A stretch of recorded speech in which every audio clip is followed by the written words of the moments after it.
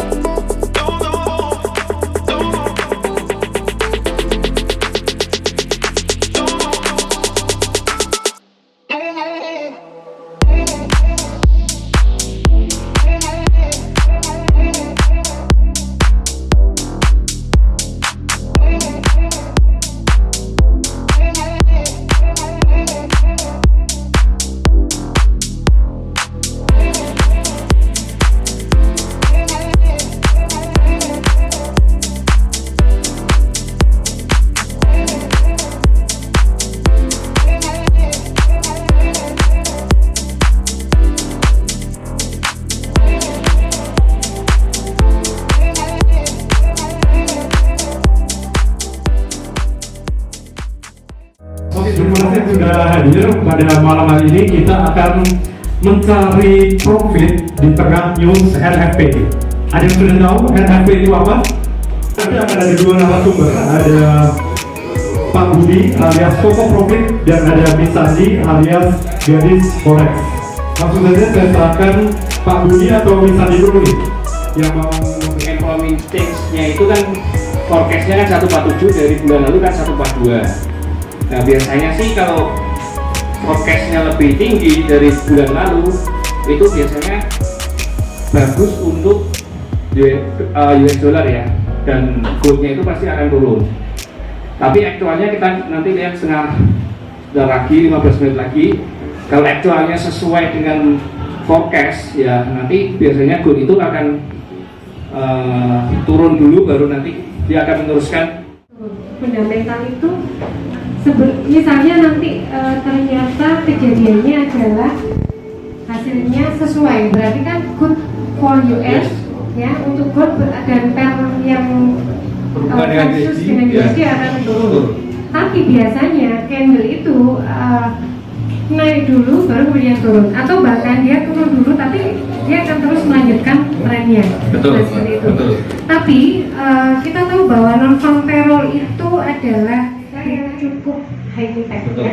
Dan hari ini itu sebenarnya bukan hanya ada non farm payroll, kita ada unemployment rate yang dimana data sebelumnya dengan prediksinya itu sama di 4,2%. Kemudian ada average hourly Buy limit, selling limit. Kalau saya lebih aman kalau saya itu bukan buy stop sell stop ya, tapi buy limit sell limit.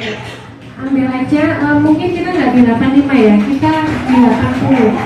Sell limit di 80, 2680.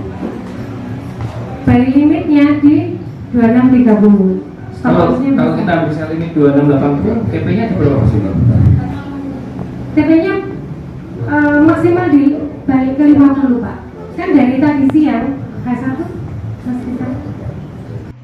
Jadi range-nya kita tunggu dia di 2685 sampai dengan 2630-an ya. Kalau dia break bawah berarti dia ke 2600, tapi kalau break atas 2730. Berarti kita bisa boleh tanah next itu belajar boleh silakan.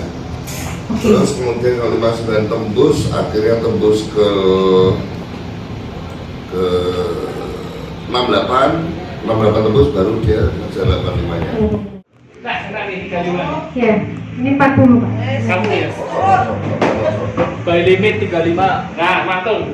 Pas kan? Karena di sini ada support. Iya. Ya, di sini ada support kemarin. Mantap, baik. Baik ya, tadi kita di 2640 langsung naik 45. Kalau kita sudah cukup ya dengan 5 poin ya lepas.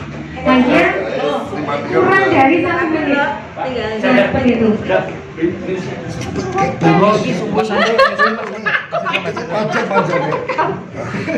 Melihatnya karena ini papak ya, papak impor. Bapak itu Artinya pada saat di sini dia sudah di reject gitu. Nah, ketika kalau dia close candle-nya itu tidak mau melebihi ini, potensinya pasti akan Kayak ini toh Bu, berarti ini toh. Jadi ini maksudnya ini resistennya Bu, kalau nggak ketembus, kalau reject dia arah turunnya itu masih kuat, tapi kalau dia close di atas resistennya berarti naik. Biar sama-sama itu. Ya. Berarti pandangan Bu Feni topnya kan ngomongnya double top ya Bu? Berarti ada dua ya. Top yang pertama ini, top yang keduanya bisa dibilang ini. Iya. Oke. Jadi ada pandangan double top ya. Ini top yang pertama, ini top kedua. Jadi ini sudah top. Kalau ini turun dan break ini, dia akan turun ke bawah. Nah, kalau di sini saya lihat di 40-an ya.